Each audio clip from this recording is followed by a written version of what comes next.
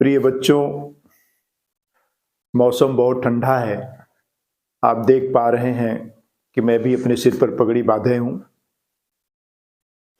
ऐसे मौसम में तैयारी करना वाकई कठिन है, लेकिन आप युवा हैं, आपके सामने चैलेंज है और इस सर्दी के सीने को चीर करके आप तैयारी करेंगे। लेकिन आप अपना ख्याल रखें, ठंडक से बचने के जितने भी उपाय हों उसको अपनाते हुए तैयारी करें। अपने कान को बांध करके रखें, सिर को बांध करके रखें, जैसा मैंने बांधा है ऐसे बांध करके रख करके आप तैयारी करें।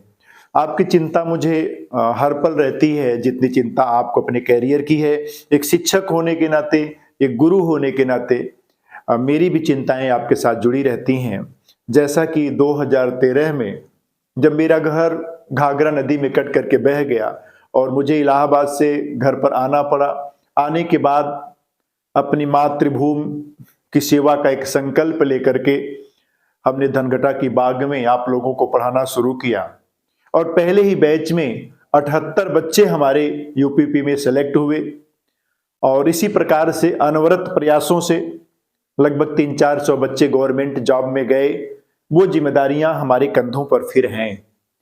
मुझे भी यह चिंता करनी पड़ती है कि जिस प्रकार से अपनी मिट्टी की सेवा करते हुए हमने अपने मिट्टी के बच्चों को सरकारी नौकरी तक ले जाने का जो हमने उसमें अपना एक प्रयास किया था, एक फिर सफल और सकारात्मक प्रयास करके अपने बच्चों को हम उनके जॉब तक, उनके कैरियर तक पहुंचाने का काम करें। उसके लिए हम प्रयासरत हैं और हमारी चिंताएं इस प्रकार से हैं। अब इधर लगातार हम कुछ न कुछ प्रयास आप लोगों के लिए करते रहेंगे कि बेहतर से बेहतर कंटेंट, बेहतर से बेहतर ढंग से हम आपको कैसे प्रस्तुत करें, जिससे 1 महीने के जो बचा समय है आपके तैयारी के लिए आप बेहतर ढंग से अपनी तैयारी कर सकें और आपको सफलता मिले। उसी क्रम में आज हम इस सीरीज में कुछ प्रश्नों की श्रृंखला लेकर के आए हैं जो संविधान से जुड़ा हुआ है और स्क्रीन पर जैसा कि आप देख पा रहे हैं, ये हमारा पहला प्रश्न है। भारतीय संविधान का निर्माण उद्देशिका व भारतीय संघ, प्रश्न नहीं शीर्षक है और प्रश्न ये है, भारतीय संविधान सभा के उद्घाटन अधिवेशन की अध्यक्षता की गई थी। ये प्रश्न है और ऑप्शन में आप देख रहे हैं, ऑप्शन ए है डॉक्टर राजेंद्र प्रसाद द्वारा, बी है डॉक्टर सचिदानंद सिन्हा द्वारा और सी है डॉक्टर बी.आर. अम्बेडकर द्वारा, डी है पंडित जवाहरलाल नेहरू द्वारा। आपको इसमें से सही उत्तर चयन करना है और आप जैसा कि प्रश्न देख रहे हैं, यह भारतीय संविधान के उद्घाटन अधिवेशन की अध्यक्षता की गई थी। तो उद्घाटन अधिवेशन की अध्यक्षता का जो मामला है, यह वो मामला है भारतीय संविधान सभा की जो पहली बैठक 9 दिसंबर 1946 को हुई थी, उस बैठक की अध्यक्षता किसने की थी। और जैसा कि ऑप्शन में आप देख पा रहे हैं और ऑप्शन में है डॉक्टर सचिदानंद सिन्हा ने की थी। किसने किया था? डॉक्टर सचिदानंद सिन्हा ने। चूंकि उस समय संविधान सभा में सबसे वयोवृद्ध, सबसे सीनियर लीडर सचिदानंद सिन्हा जी थे, इसलिए हमारी संविधान सभा ने डॉक्टर सचिदानंद सिन्हा को संविधान सभा की पहली बैठक, जिसको उद्घाटन अधिवेशन कहते हैं, की अध्यक्षता की थी। ऑप्शन ए है, इसी में हम इसको भी देख लेते हैं। आफ्टर 2 डेज, 2 दिन के बाद जब अगली बैठक हुई 11 दिसंबर को, तो संविधान सभा ने अपने अस्थायी अध्यक्ष के रूप में डॉक्टर राजेंद्र प्रसाद को चुन लिया। तो संविधान सभा के उद्घाटन अधिवेशन की अध्यक्षता डॉक्टर सचिदानंद सिन्हा ने किया था, जबकि संविधान सभा के अस्थायी अध्यक्ष के रूप में राजेंद्र प्रसाद को 2 दिन बाद चुन लिया गया। प्रश्न इस रूप में भी पूछता है कि संविधान सभा के अस्थायी अध्यक्ष कौन थे और अस्थायी अध्यक्ष कौन थे। तो अस्थायी अध्यक्ष डॉक्टर राजेंद्र प्रसाद थे और अस्थायी अध्यक्ष डॉक्टर सचिदानंद सिन्हा थे। एक ऑप्शन डॉक्टर बी.आर. अम्बेडकर के बारे में दिया गया है। तो मैं आपको यहां यह भी बता दूं कि डॉक्टर बी.आर. अम्बेडकर संविधान सभा की ड्राफ्टिंग, प्रारूप या जिसको मसौदा समिति कहते हैं, क्या कहते हैं? मसौदा समिति कहते हैं। उस प्रारूप समिति को मसौदा समिति भी कहा जाता है, जिसे प्रारूप समिति कहा जाता है और इसी को अंग्रेजी में ड्राफ्टिंग कमेटी कहते हैं। क्या कहते हैं? ड्राफ्टिंग कमेटी कहते हैं। तीनों एक ही का नाम है। तो संविधान सभा में ड्राफ्टिंग कमेटी या मसौदा समिति के अध्यक्ष कौन थे? Doctor VR. अंबेडकर थे। पंडित जवाहरलाल नेहरू की बात आती है तो संविधान सभा में पंडित जवाहरलाल नेहरू ने 13 दिसंबर को संविधान सभा के समक्ष उद्देश्य प्रस्ताव प्रस्तुत किया था। उद्देश्य प्रस्ताव प्रस्तुत किया था जिसमें उन्होंने ये बताने की कोशिश किया था कि यह मेरे संविधान निर्माताओं, भारत के भविष्य के सृष्टाओं, आपके कैसे संविधान का सृजन करना है, किन आदर्शों पे चलना है, किन मूल्यों को चलना है, इसको लेकर के उन्होंने उद्देश्य प्रस्ताव संविधान सभा के समक्ष प्रस्तुत किया था। अब हम अगले प्रश्न की ओर चलेंगे और अगला प्रश्न हम देखेंगे।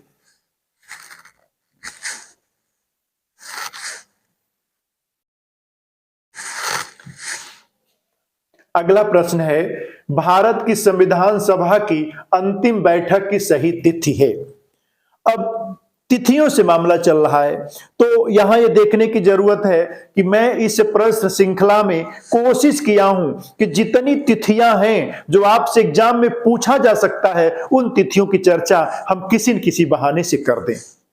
तो यहां पे भारत की संविधान सभा की अंतिम बैठक की सही तिथि है, ध्यान दीजिएगा, संविधान सभा की अंतिम बैठक 24 जनवरी 1950 को हुई थी, जहां पहली बैठक 9 दिसंबर 1946 को हुई थी।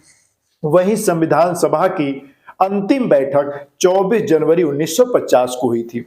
इसी तिथि को 24 जनवरी के दिन ही डॉक्टर राजेंद्र प्रसाद को, जो संविधान सभा के अस्थायी अध्यक्ष थे, उनको राष्ट्रपति के रूप में चुन लिया गया।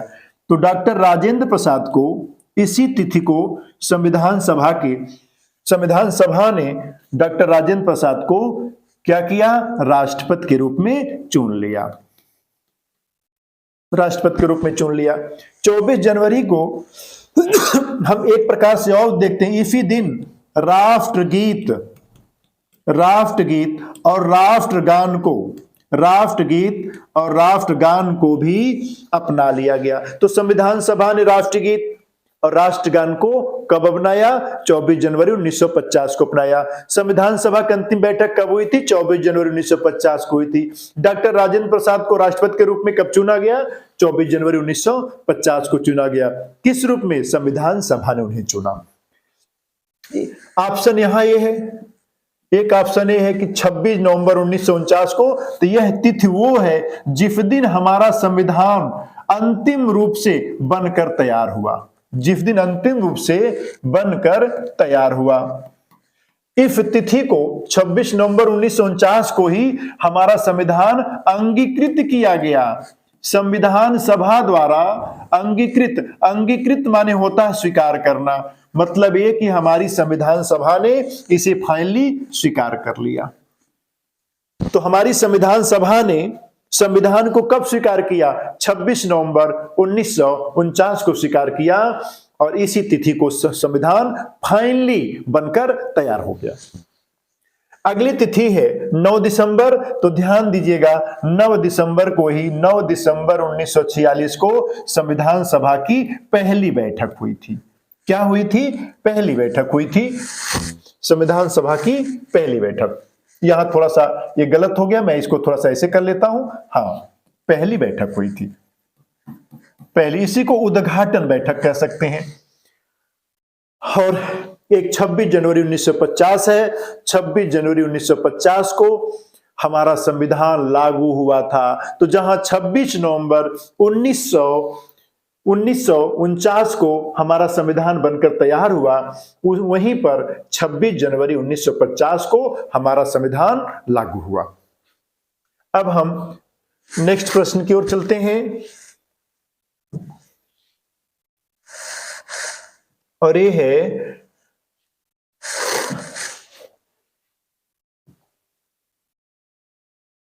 भारतीय संविधान का निर्माण, यहां ये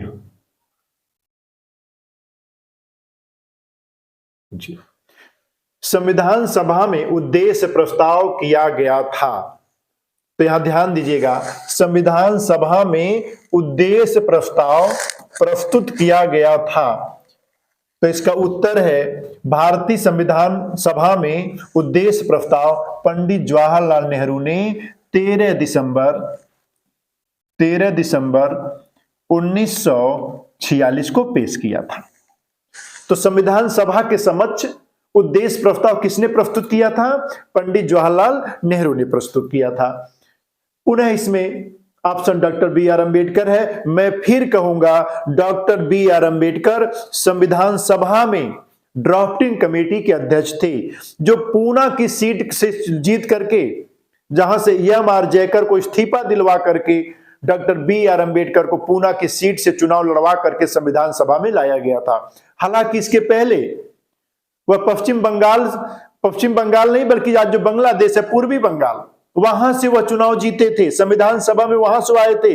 लेकिन जब भारत पाकिस्तान का बंटवारा हो गया और पूर्वी पाकिस्तान के रूप में आज जो बांग्लादेश है वो पाकिस्तान में चला गया, तो बी आर अंबेडकर को वो सीट छोड़नी पड़ी थी और महाराष्ट्र के पूना की सीट से उन्होंने चुनाव लड़ा और चुनाव लड़ के संविधान सभा में आए हुए थे। तो यहां पे है कि डॉक्टर बी आर अंबेडकर मसौदा समिति के अध्यक्ष थे। और उद्देश्य प्रस्ताव किसने प्रस्तुत किया था? पंडित जवाहरलाल नेहरू ने प्रस्तुत किया था। ऑप्शन में डॉक्टर राजेंद्र प्रसाद को है, तो यहां हमें दे सकते हैं कि डॉक्टर राजेंद्र प्रसाद हमारी संविधान सभा के अस्थायी अध्यक्ष थे। क्या थे? अस्थायी अध्यक्ष थे। वी एन राव, यह भी ऑप्शन महत्वपूर्ण है। तो वी एन राव हमारी संविधान सभा के संवैधानिक सलाहकार थे। संवैधानिक सलाहकार थे।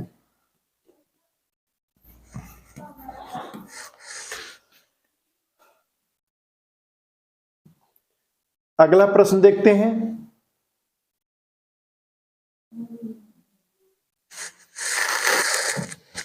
अगला प्रश्न है, भारतीय संविधान सभा में कुल कितनी महिला सदस्या थीं? यहां पर भी 4 ऑप्शन है। मैंने बहुत ही चतुराई के साथ, सूझबूझ के साथ चारों ऑप्शन इस प्रश्न में रखा है। तो ध्यान दीजिएगा, भारतीय संविधान सभा में कुल कितनी महिला सदस्याएं थीं? इसका उत्तर है 15। भारतीय संविधान सभा में जो महिलाओं की संख्या थी वो 15 थी, जबकि टोटल संविधान सभा में 389 सदस्य थे। और जब भारत पाकिस्तान का बंटवारा हो गया तो बंटवारे के बाद संविधान सभा में 299 सदस्य बचे थे। तो मैं यहां ये बता रहा था कि हमारी संविधान सभा जो पहले गठित हुई थी वह 389 लोगों से बनी थी, लेकिन जब भारत पाकिस्तान का बंटवारा हो गया तो 299 सदस्य ही बचे, शेष पाकिस्तान चले गए। अब बात आती है यहां पे 33 ऑप्शन क्या है? तो हमारी संविधान सभा में एसटी अनुसूचित जनजाति के सदस्यों की संख्या कितनी थी? एसटी अनुसूचित जनजाति सदस्यों की संख्या 33 थी। हमारी संविधान सभा में अनुसूचित जनजाति से संबंधित सदस्यों की संख्या 33 थी। वहीं पर हमारी संविधान सभा में अनुसूचित जाति के एससी अनुसूचित जाति के सदस्यों की संख्या 26 थी। और नीचे ऑप्शन मैंने 4 रखा है। भारतीय संविधान सभा में सिखों की संख्या कितनी थी? 4 थी। तो जहां पर 15 महिलाएं थी संविधान सभा में, 26 एससी वर्ग से गए हुए थे, 33 एसटी से गए थे, वहीं पे संविधान सभा में सिखों की संख्या कितनी थी? 4 थी।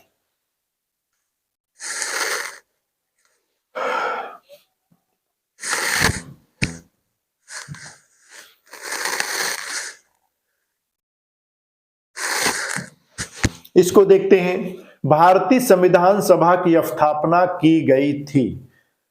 भारतीय संविधान सभा की स्थापना की गई थी 9 दिसंबर 1946 को, 26 नवंबर 1949 को, 24 जनवरी 1950 को, 3 जून 1947 को। तो यहां पे भारतीय संविधान सभा की स्थापना की गई थी। यहां पे आप ये भी ध्यान रखिएगा जैसा कि आप जानते होंगे कि मैं जिला पंचायत सदस्य भी था, तो चुनाव लड़ लेने के बाद कोई व्यक्ति आधिकारिक रूप से सदस्य नहीं माना जाता जब तक वो शपथ नहीं ले लेता है। तो हमारी संविधान सभा का चुनाव तो पहले हो चुका था, जुलाई में हो चुका था, जुलाई 1946 में हो चुका था, लेकिन जब इसकी पहली बैठक हुई है वहीं से संविधान सभा की स्थापना मानी जाती है। तो संविधान सभा की पहली बैठक 9 दिसंबर 1946 को हुई थी, इसलिए संविधान सभा की स्थापना की जो तिथि है बच्चों वह 9 दिसंबर 1946 ही मानी जाती है। कोई कंफ्यूजन नहीं होना चाहिए, पहली बैठक से ही उसकी स्थापना मानी जाती है। 26 नवंबर 1949 को पुनः बात आ गई, तो 26 नवंबर 1949 को हमारा संविधान बनकर तैयार हो गया, फाइनली बनकर तैयार हो गया। इसी दिन हमारे संविधान को हमारी संविधान सभा ने अंगीकार कर लिया। क्या कर लिया? अंगीकार कर लिया। किसने अंगीकार किया? संविधान सभा ने किया। अंगीकार करना माने होता है स्वीकार करना। और 24 जनवरी 1950 अगला ऑप्शन है। तो मैं फिर उसी बात को रिपीट कर रहा हूं कि इसी तिथि को संविधान सभा की अंतिम बैठक हुई थी। क्या हुई थी? अंतिम बैठक हुई थी। यहां एक बात बच्चों और भी ध्यान रखिएगा कि इस दिन के बाद से 24 जनवरी 1950 के बाद से हमारी संविधान सभा नहीं रही, बल्कि अंतरिम संसद के रूप में काम करने लगी। और यह अप्रैल 1952 तक, 24 जनवरी 1950 से लेकर के अप्रैल 1952 तक हमारी संविधान सभा अंतरिम संसद के रूप में काम की। अप्रैल 1952 में अंतरिम संसद के रूप में उसका कार्य बंद कर दिया गया और निर्वाचित पार्लियामेंट अपना काम करना शुरू कर दिया। ये 3 जून 1947, यह भी तिथि महत्वपूर्ण है। यह माउंटबेटन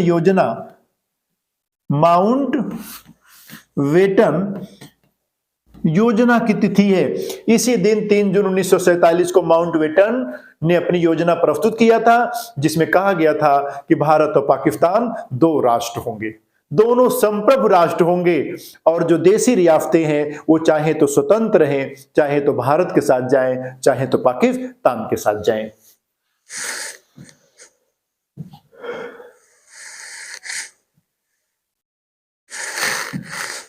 प्रारूप समिति के बारे में सही नहीं है। इसका मतलब यह हुआ कि इसमें से एक गलत है और 3 सही है। तो कौन 3 सही है, कौन एक गलत है, हम उसको देखेंगे। संविधान सभा में प्रारूप समिति में 7 सदस्य थे, यह बिल्कुल सही है। प्रारूप समिति में 7 सदस्य थे। अगला है, इसका गठन 29 अगस्त 1947 में किया गया था। बिल्कुल सही है कि इसका गठन 29 अगस्त 1947 को किया गया था और इसके अध्यक्ष डॉक्टर भीमराव अंबेडकर थे। अगले ऑप्शन में इसको दे ही दिया गया है कि इसके अध्यक्ष डॉक्टर VBR अंबेडकर थे। इस समिति के सदस्य JL नेहरू थे, यही गलत है, यही गलत है, ये नहीं सही थे, चूंकि जवाहरलाल नेहरू इस समिति के सदस्य नहीं थे।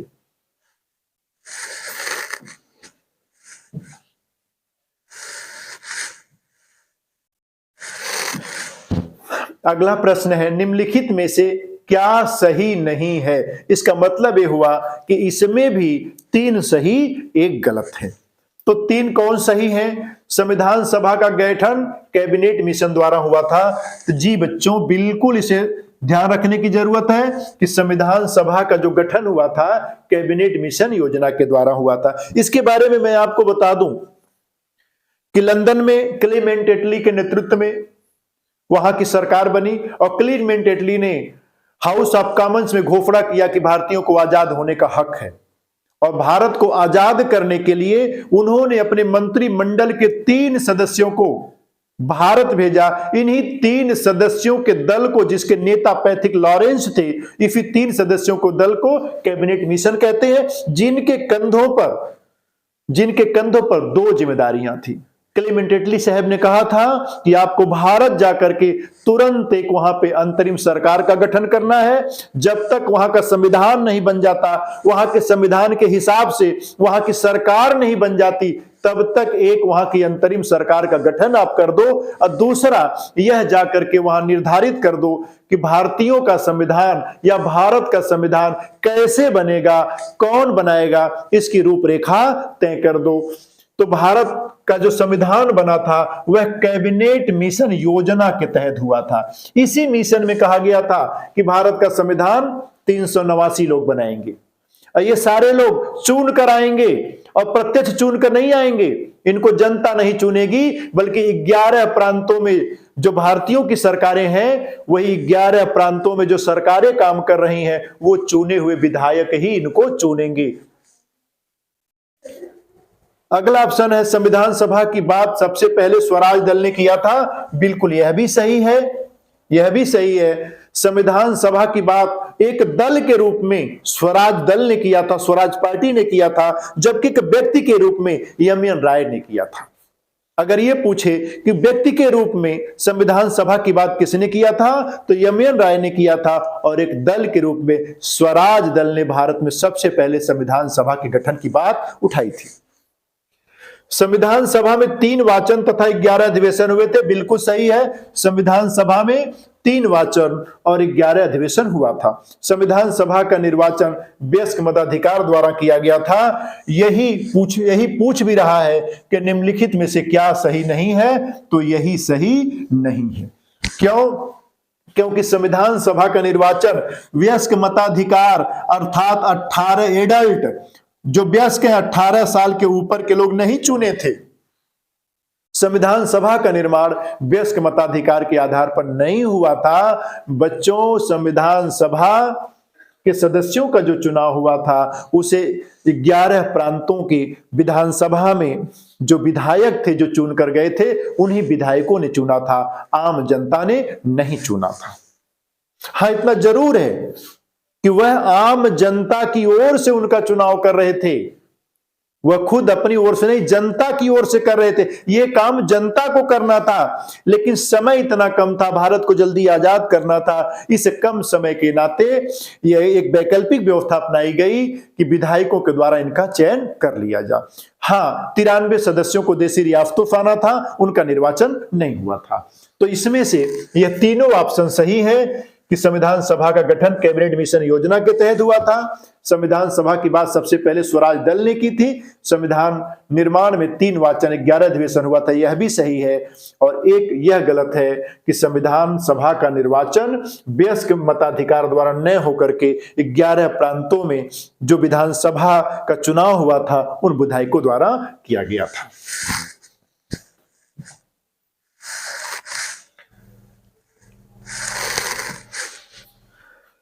संविधान में किसे संविधान की आत्मा, कुंजी, आमुख, उद्देशिका और राजनीतिक जनपत्री कहा जाता? बहुत ही दिलचस्प क्वेश्चन है, बार बार इसको पूछता है। कभी पूछता है कि किसको संविधान की आत्मा कहते हैं, कभी पूछता है किसे संविधान की कुंजी कहते हैं, कभी कहता है किसको आमुख कहते हैं, और किसको राजनीतिक जनपत्री या उद्देशिका कहा जाता है। बच्चों, इसको ध्यान से देखने की जरूरत है। हमारे संविधान की जो प्रस्तावना है, जिसे उद्देशिका कहते हैं, उसी को संविधान की आत्मा भी कहते हैं, उसको संविधान की कुंजी भी कहते हैं, उसी को आमुख भी कहते हैं, उसी को उद्देशिका भी कहते हैं।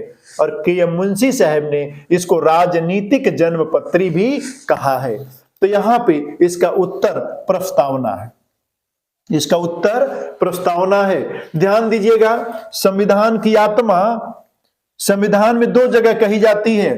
बेसिकली अगर सीधे पूछा जा कि संविधान में किसे संविधान की आत्मा कहते हैं, तो हम प्रस्तावना को कहेंगे या उद्देशिका को कहेंगे। और डॉक्टर वी.आर. अंबेडकर ने संविधान की आत्मा मूल अधिकार के अंतर्गत भाग 3 में मूल अधिकार के अंतर्गत अनुच्छेद 32 को संवैधानिक उपचारों के अधिकार को संविधान की आत्मा कहा है। बाकी मूल अधिकार, नीति निर्देशक तत्व और मूल कर्तव्य को संविधान की आत्मा नहीं कहा जाता है।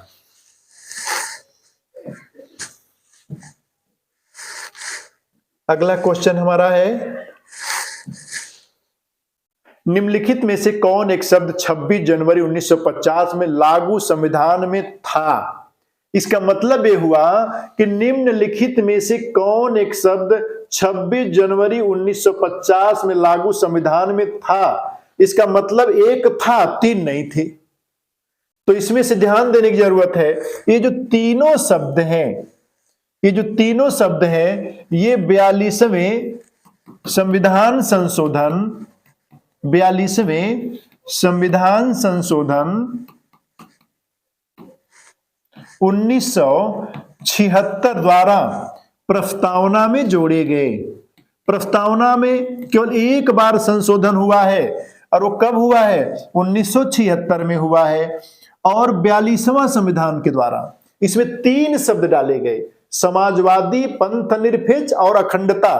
तो यह ध्यान देने की जरूरत है, सन 1976 के पहले यह तीनों शब्द हमारे संविधान में नहीं थे। यह सन 1976 से अब तक हमारे संविधान में ये हैं, 76 के पहले ये नहीं थे। तो प्रश्न है कि 26 जनवरी 1950 में लागू संविधान में नहीं थे, तो जब 76 के पहले नहीं थे तो 50 में कैसे थे? तो तीनों नहीं थे। कौन था? एक गणराज्य था।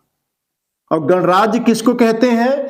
गणराज्य माने होता है जहां का शासक चुना जाता हो, जनता के द्वारा चुना जाता हो। यहां सीधे सीधे मतलब यह है कि जहां का राष्ट्रपति भी चुना जाता हो, उसे क्या कहते हैं? गणराज्य कहते हैं। और भारत एक गणराज्य है। अगला क्वेश्चन है, प्रस्तावना के संबंध में सही नहीं है। इसका मतलब यह हुआ कि जब कभी प्रश्न ऐसा पूछे सही नहीं है, तो इसका मतलब तीन सही है, एक सही नहीं है। तो पहले हम सही क्या, हम उसको देख लेते हैं। प्रस्तावना के संबंध में सही नहीं है, तो सही क्या है? वो तीन क्या सही है उसको देख लेते हैं। यह न्याय योग्य नहीं है, तो यह सही है। भारतीय संविधान की प्रस्तावना न्याय योग्य नहीं है, चूंकि प्रस्तावना में आदर्शों की बात की गई है, उद्देश्यों की बात की गई है, और आगे संविधान में जो बातें लिखी गई हैं उसको सार रूप में, इसेंस रूप में यहां उसका वर्णन हुआ है। इसलिए प्रस्तावना में किसी व्यवस्था, किसी कर्तव्य, किसी अधिकार का कोई जिक्र नहीं है, इसलिए यह न्याय योग्य नहीं है। इसको लेकर के हम कोर्ट में मुकदमा या वाद दाखिल नहीं कर सकते। न्याय योग्य नहीं का मतलब यह हुआ कि इसके प्रश्न पर आप न्यायपालिका का दरवाजा नहीं खटखटा सकते हैं, आप कोई वाद या मुकदमा दायर नहीं कर सकते हैं। तो प्रस्तावना के मामले में आप न्यायपालिका में कोई वाद या मुकदमा दायर नहीं कर सकते हैं। अगला है, यह संशोधनी है। बिल्कुल संशोधनी है। पहले यह संशोधनी नहीं था, पहले यह संशोधनी नहीं था, लेकिन केशवानंद बनाम केरल सरकार के मुकदमे में 1973 में, केशवानंद बनाम केरल सरकार का मुकदमा 1973 में उसका डिसीजन आया, और उस मुकदमे में सुप्रीम कोर्ट ने कहा पार्लियामेंट में कि अनुच्छेद 368 के तहत आप पूरे संविधान में कहीं भी संशोधन कर सकते हैं, कहीं भी कैंची लगा सकते हैं, हम आपका हाथ नहीं पकड़े हैं। लेकिन गौर करिएगा, जब आप संशोधन करेंगे, संशोधन करने के दौरान ध्यान देना होगा कि संविधान के जो आधारभूत ढांचा है, जो संविधान की आत्मा है, जो भावना है, जो इसेंस है, जो उसका केंद्रीय भाव है, उसके साथ छेड़छाड़ आप नहीं कर सकते हैं। संविधान को स्वीकार करने की तिथि का यहां उल्लेख है, बिल्कुल उल्लेख है, ये ध्यान देने की जरूरत है।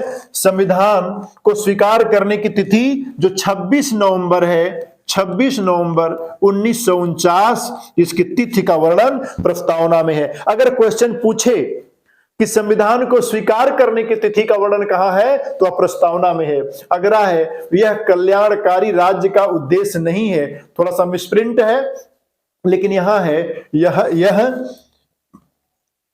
कल्याणकारी राज्य का उद्देश्य नहीं है। बिल्कुल यह कल्याणकारी राज्य का उद्देश्य नहीं है। कल्याणकारी राज्य के उद्देश्य की बातें कहां की गई हैं? नीति निर्देशक तत्वों में की गई हैं। तो यह तीन सही है और यह गलत।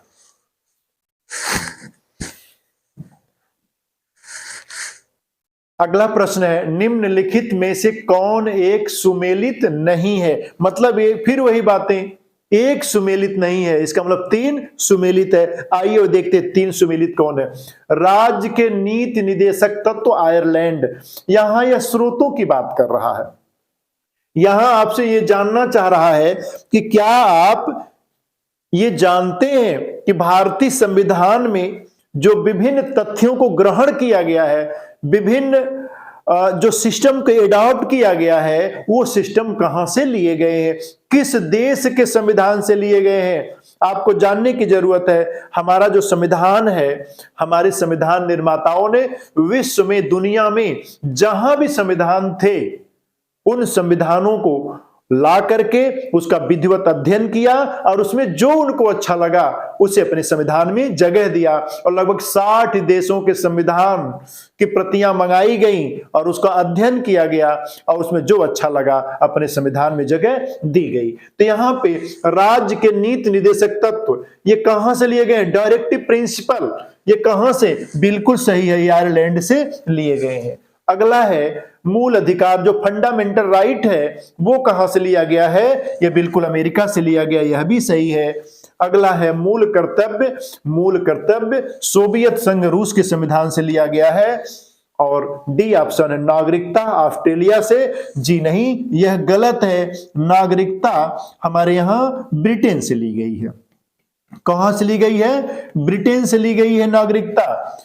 चूंकि भारत में एकल नागरिकता है, हम भारत के नागरिक हैं, हम यूपी के नागरिक, बिहार के नागरिक, महाराष्ट्र के नागरिक नहीं है, हम भारत के नागरिक हैं। तो भारत में एकल नागरिकता है, अलग अलग राज्यों की नागरिकता नहीं है, दोहरी नागरिकता नहीं है। और एकल नागरिकता हम ब्रिटेन से लिए हैं। ब्रिटेन में भी एकल नागरिकता है और भारत में भी एकल नागरिकता है।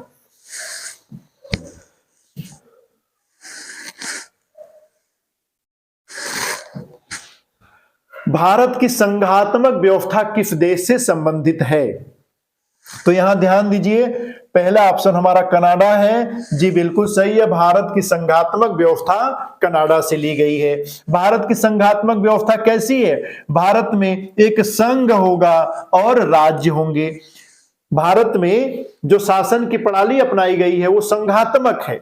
वो कैसा है? संघात्मक है। अर्थात यह है कि भारत में एक केंद्र की सरकार होगी और राज्यों की सरकार होगी, और केंद्र थोड़ी सी शक्ति का संतुलन केंद्र की ओर झुका होगा, केंद्र ज्यादा ताकतवर होगा और केंद्र और राज्यों के बीच शक्तियों का बंटवारा होगा कि क्या राज्य करेगा, क्या केंद्र करेगा, सारे लोगों की शक्तियों का बंटवारा होगा। जैसे केंद्र, वैदेशिक शक्ति केंद्र के पास है, रेल मंत्रालय केंद्र के पास है, सैन्य व्यवस्थाएं केंद्र के पास है, राज्य के पास नहीं है। वहीं राज्य के पास पुलिस लॉ एंड ऑर्डर है, वो राज्य के पास है। तो विषयों का साफ साफ बंटवारा किया गया कि कौन काम राज्य करेगा, कौन काम केंद्र करेगा। ये व्यवस्था कहां से ली गई है? कनाडा से ली गई है।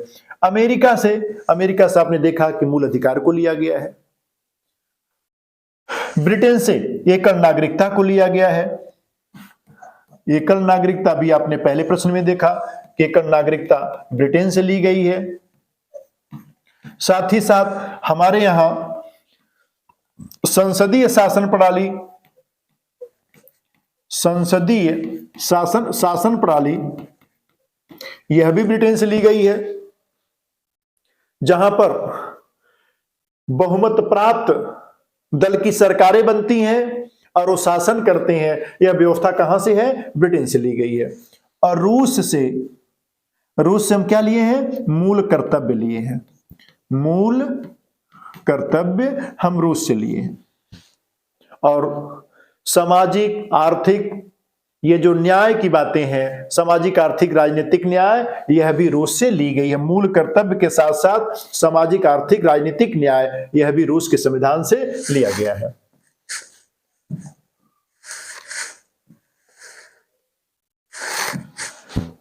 यह लास्ट क्वेश्चन हो सकता है, भाषा के आधार पर बनने वाला प्रथम राज्य है। तो गौर करिएगा, हमारा संविधान जो बन करके तैयार हुआ, उस संविधान में राज्यों की संख्या 4 प्रकार की थी।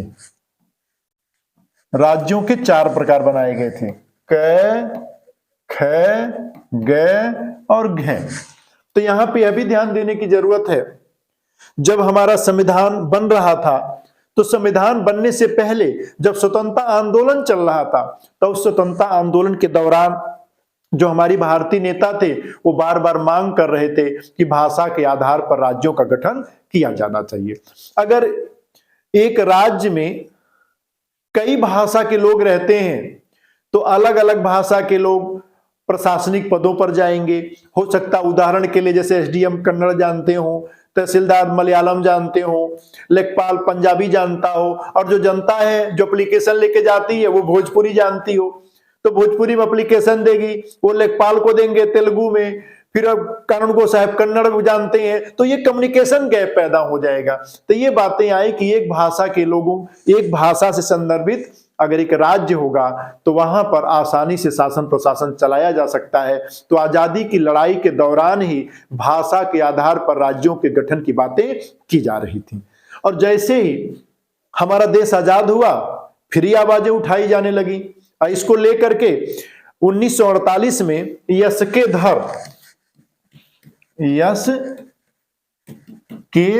धर के नेतृत्व में भाषाई प्रांत आयोग का गठन किया गया, और इनसे यह कहा गया कि आप इस बात की रिपोर्ट दीजिए, इस बात की जांच करिए कि क्या भाषा के आधार पर राज्यों का गठन किया जा सकता है। यशकेधर ने अपनी रिपोर्ट दिसंबर 1948 में सौंपी और उन्होंने कहा संविधान सभा से कि नो, भाषा के आधार पर राज्यों का गठन करना उचित नहीं है, बल्कि कैसे प्रशासनिक मजबूती आएगी, कैसे विकास होगा, इसको आधार बना करके राज्यों का गठन करना चाहिए, बल्कि भाषा के आधार पर राज्यों का गठन नहीं करना चाहिए। कालांतर में चल करके आंध्र प्रदेश के मुद्दे को लेकर के आंदोलन शुरू हो गया। आंध्र प्रदेश की जनता आंदोलित हो गई कि तेलुगु के आधार पर आंध्र प्रदेश को एक नया राज्य बनाया जा, उसको चेन्नई से अलग कर दिया जा। इसी बीच हुआ क्या कि पुट्टी श्रीरामुलु या आमरण अनशन पर बैठ गए और 56 दिन तक आमरण अनशन पर बैठे रहे, सरकार के सिर पर जू नहीं रेंगा। एक दिन पुट्टी श्रीरामुलु इस दुनिया से चल बसे और आनन फानन में सरकार ने अक्टूबर 1953 में आंध्र प्रदेश को भाषा के आधार पर, तेलुगु भाषा का आधार पर आंध्र प्रदेश को नए राज्य का दर्जा दे दिया। और जैसे ही आंध्र प्रदेश को भाषा का आधार पर राज्य का दर्जा दे दिया गया, अन्य जगह भी भाषा के आधार पर राज्यों के गठन को लेकर के मुद्दा गर्म हो गया, चारों तरफ इसकी मांग होने लगी। सरकार ने फिर तुरंत फजल अली के नेतृत्व में एक आयोग गठित किया, जिसका किसके, फजल अली के नेतृत्व में 1953 में एक आयोग गठित कर दिया गया, जिसको राज्य पुनर्गठन आयोग कहा गया। इसका नाम दिया गया राज्य पुनर्गठन आयोग। जिसको करना क्या था, जिसको यह बताना था कि भाषा का आधार पर कितने राज्य हो सकते हैं। और इस राज्य पुनर्गठन आयोग के आधार पर 1956 में राज्य पुनर्गठन अधिनियम आया। इस अधिनियम में 14 राज्य और 6 केंद्र शासित प्रदेशों का गठन किया गया, जिसमें 4 प्रकार, मूल संविधान में 4 प्रकार के राज्यों की बात की गई थी, क, ख, ग, घ। इन चारों श्रेणियों को रद्द करके 2 श्रेणी के राज्य बनाए गए, और वो श्रेणी कौन थे, राज्य और केंद्र शासित प्रदेश। आज भी यही 2 श्रेणी है, राज्य और केंद्र शासित प्रदेश। आज भारत में 28 राज्य और 8 केंद्र शासित प्रदेश हैं, और 57 के पहले आप ध्यान दीजिएगा राज्यों की 4 कोटियां थीं। आज 2 कोटियां हैं, तब 4 कोटियां थीं। इसी फजल अली आयोग की रिपोर्ट के आधार पर 1947 का राज्य पुनर्गठन अधिनियम आया, जिसमें राज्यों की 2 कोटियां कर दी गई और 4 कोटियों को रद्द कर दिया गया, और 14 राज्य और 6 केंद्र शासित प्रदेश बनाए गए। उसके बाद से सरकार ने अनुच्छेद 3 का प्रयोग करते हुए विभिन्न राज्यों का समय के साथ साथ सृजन करती रही और आज 28 राज्य और 8 केंद्र शासित प्रदेश हो गए हैं।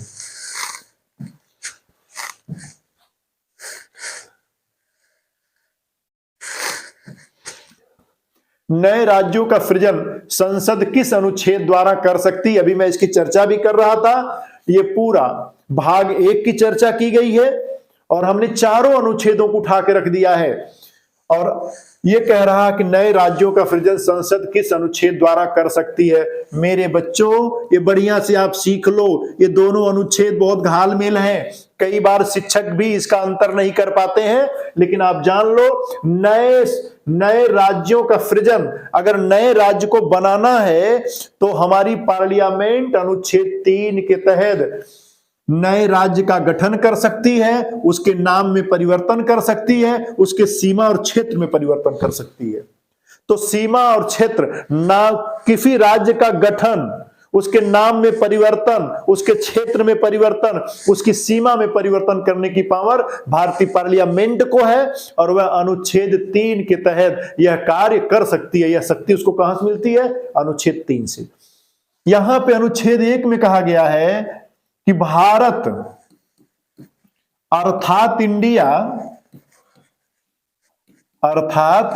इंडिया राज्यों का संघ होगा, राज्यों का संघ होगा। यहां ध्यान दीजिए, यहां पे एक बात सीखने को मिली कि हमारे संविधान में भारत को भारत के अलावा अन्य किस नाम से जानते हैं? तो भारत को भारत के अन्य नाम से हमारे संविधान के अनुच्छेद 1 में कहा गया है, भारत अर्थात India. Bharat that is India, वही भारत है, वही इंडिया है। जिसको हम भारत कहते हैं वही इंडिया है। क्या होगा? राज्यों का संघ होगा। इसका मतलब यह होगा कि अब भारत जो होगा वह राज्यों का संघ होगा, अर्थात भारत, जब भारत रहेगा तो उसमें छोटे छोटे राज्य जरूर रहेंगे, उसमें एक केंद्र होगा और कई राज्य होंगे। केंद्र की अपनी सरकार होगी, राज्य की अपनी सरकार होगी और सारे लोगों की शक्तियों का बंटवारा होगा। और अनुच्छेद 2 कहता है कि भारतीय संघ में नए राज्य का प्रवेश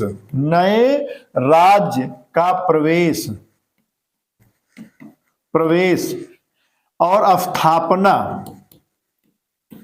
संसद कर सकती है। नए राज्यों का प्रवेश और उसकी स्थापना का अधिकार किसके पास है? संसद के पास है। और संसद जिस रीति से चाहे, जिस तरीके से चाहे, जैसा वह उचित समझे उस तरीके से कर सकती है। यहां नए राज्यों का प्रवेश का मतलब यह हुआ कि बच्चों, वह राज्य पहले से रहा हो उसको इसमें प्रवेश कराएगा। जैसे सिक्किम, उस समय सिक्किम पहले से एक राज्य था, उसको बनाया नहीं गया, उसको भारतीय संघ में प्रवेश कराया गया। दूसरी बात, स्थापना, कि माना कोई केंद्र शासित प्रदेश है, उसको राज्य के रूप में हमें स्थापित करना है। वो है पहले से, दोनों का अस्तित्व पहले से है। एक राज्य है, उसे राज्य के रूप में संघ में एंट्री कराई जा रही है। दूसरा हो सकता है उपराज्य हो सकता है केंद्र शासित प्रदेश हो, उसको राज्य के रूप में एंट्री कराना है तो यह काम पार्लियामेंट करेगी। लेकिन अगर नए ढंग से किसी राज्य का सृजन करना है, चाहे वो किसी राज्य में से निकाल करके, जैसे यूपी में से निकाल करके उत्तराखंड बना दिया गया, एमपी में से निकाल करके छत्तीसगढ़ को बना दिया गया, आंध्रा में से निकाल के तेलंगाना को बना दिया गया, या दो राज्यों में से कुछ हिस्सा निकाल के बना दिया जा, तो इस प्रकार का अगर किसी नए राज्य का सृजन करना है या उसके नाम में परिवर्तन करना, पांडिचेरी की जगह पुडुचेरी करना है, कलकत्ता की जगह कोलकाता करना है, तो यह सारा काम कौन करेगा? पार्लियामेंट करेगा अनुच्छेद 3 के तहत। और अनुच्छेद 4 कहता है कि इस प्रकार का काम जब पार्लियामेंट करती है तो इसे संविधान संशोधन नहीं समझा जाएगा, अर्थात यह विधि बना करके ही काम हो जाएगा, कानून बना करके हो जाएगा। संविधान में संशोधन अनुच्छेद 368 की कोई जरूरत नहीं यहां पर है।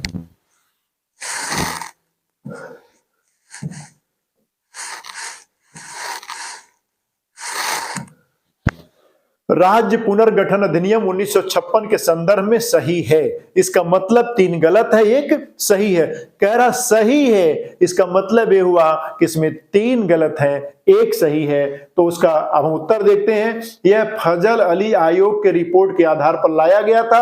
अभी मैंने बताया कि राज्य पुनर्गठन अधिनियम 1956 यह फजल अली आयोग की रिपोर्ट के आधार पर ही लाया गया था। बिल्कुल सही है, उत्तर ये सही है।